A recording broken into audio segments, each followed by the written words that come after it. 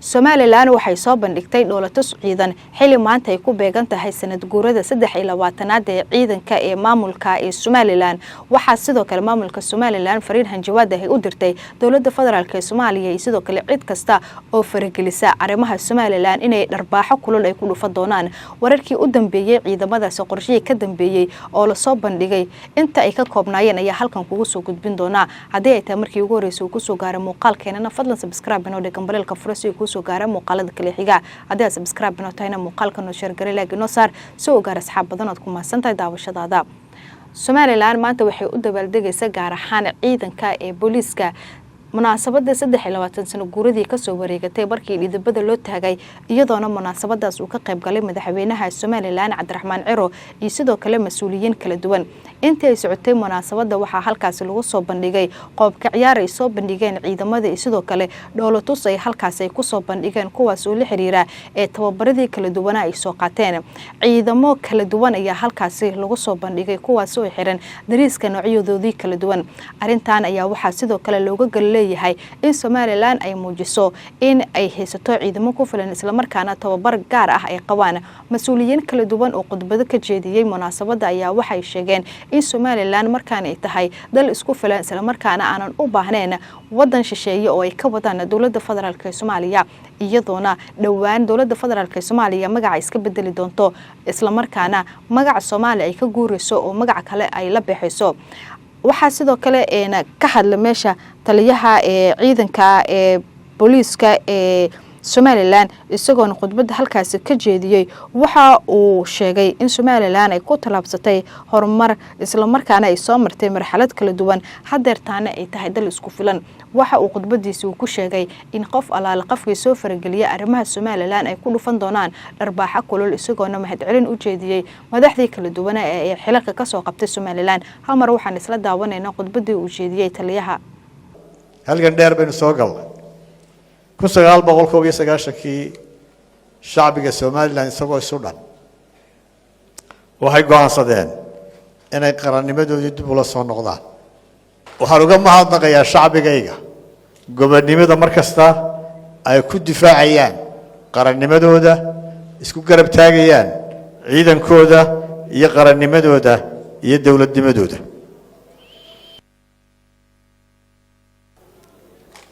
dawladnimada Somaliland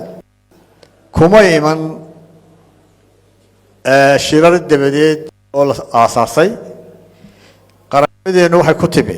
isku tashigeena dalal kale oo inoo sameeyay dawladnimada ma jira go'aan inagu lahayn buu ahaa inaga ayaa ururinay taladeena inaga ayaa midaynay garaadkeena adeegsanay aqoonteena inaga ayaa isu geynay maalkeena waxaana ka dhashay Somaliland maanta quruxda badan aynu halka kaga xusayno 32 guurada qaranka waxa farxad leh in ciidankeenu uu dhig cusub ku shaqeynayo ciidanka saraakiisha waxa laga yaabaa inuu badan yahay intii dhalatay intii aynu xornimada iyo intii halganka intii lagu jiray intii dhalinyaradii dhowr iyo 30 sano 40 sano ugu dambeeyay ayuu u badan yahay ciidanka qaranku xukuumadda waxa ka go'an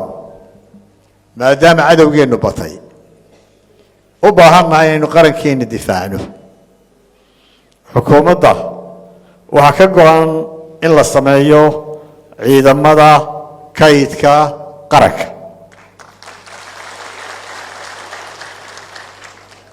sidaynu horaba isugu tashan jirnay waxaynu rabnaa inaynu isku tashanno oo ciidanka kaydkeenu abuurayno aynu jeebkeena ku talagalno ee aynana ku talagelin in cid kale inoo masruufto inoo tababarto inoo samayso sidaa daraadeed waxaan shacbigayga ku boorinayaa maadaama aynu u diyaar garoobayno hawlo adag jeebkeenana ku talagelayno in shacbigu muwaadin kasta wixii cashuure ku waajibay uu bixiyo waxaan idin cadaynayaa in xukuumaddu u dhisan tahay ilaalinta sharafta iyo magaca aad qarankiina ka mudan tihiin ma ogolaan doono cid xurmadiina iyo qabkiina dhaawacda xukuumaddaydu waxay muhiimad gaar ah siinaysaa dhismaha horumarinta ciidanka qaranka innagoo mar kasta ku salaynayna awooddeena ciidamada sharafta badan iyo guud ahaanba dadkayga aan jecelahay waxaan u ballan qaadayaa inta aan xafiiska joogo in yoolkayga koowaad uu noqon doono inaan idinku adeego daacadnimo iyo daahfuraan waxaan doonayaa inaan magacayga aanan hantidiina ku qorin ee aan quluubtiina ku qoro haddii alla yidhaahdo waxaa xukuumadda kor u qaaday tayada ciidanka waxaanu fulinaynaa wejiga koowaad waxaanu ku fulinay wejigii koowaad ee mushaar kordhinta waxaynu qaramaynay ciidan ku dhow 6,000 oo ciidanka qaranka Soomaaliland maanta ka mid ah kuna kala biiray ciidamada kala duwan ee qaranka ciidanka ciidanka booliska ciidanka badda iyo ciidamada kale ee loo baahdana way ku biirayaan haddii la yiraahdo waxaynu samaynay tirakoob casri ah oo ciidamada ku saabsan waxaanu casriyeynaynaa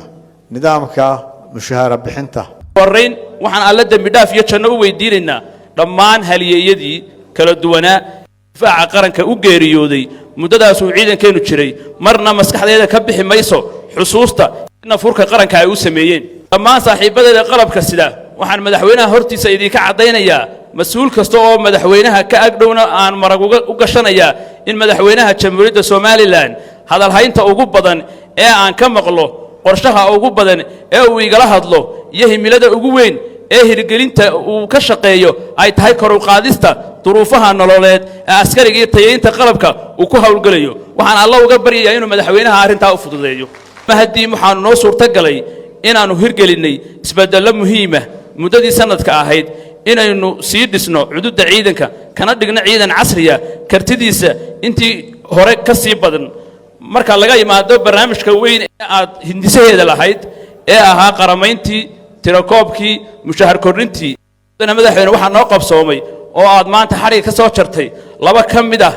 mashaariicda waaweyn oo ah warshadii ciidanka u tolaysay uniformka oo maanta laga bilaabo ciidanku isku filan yahay inuu dharkiisa tosho waxaad kaloo xarig soo jartay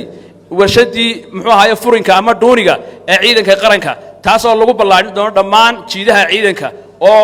wax weyn ka bedeli doonta cuntada iyo kor u qaadista nolosha askariga